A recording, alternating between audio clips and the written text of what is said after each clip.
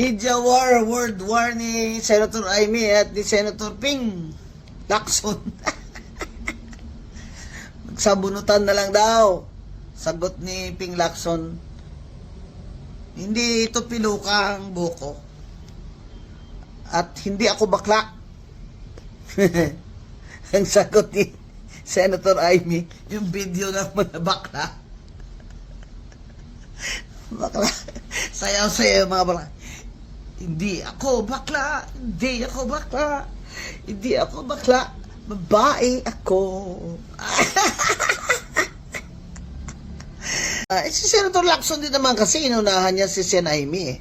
Alam mo naman yan si Amy, kilala ko yan. Paano naman unahan yan? Tapos, akalain mo hindi ka okrayin yan. O di inokray ka. Tinabi mo kasi. Unahan mo kasi. Ngayon, ang hirap na magrespeto.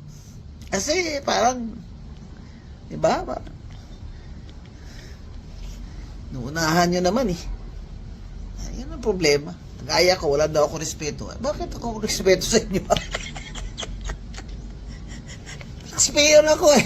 Kami nagpapasweldo sa inyo eh. Ba't ako, ang amin sa inyo? Oh, dahil may ranggo kayo. Eh kung wala kayong ranggo, sabay tayo sa kalye o sa mall. Sino kaya ang babatiin ng mga tao doon? Kayo o ako? Sure ako. Kasi hindi nga wala akong ranggo ngayon. Binabati ako ng mga tao sa mall.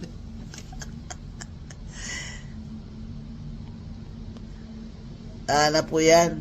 Huwag kayong ma-expect.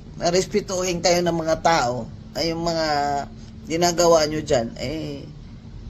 Hindi kami sang-ayon. Nangyari doon sa Blue Ribbon Committee ngayon. Wala na.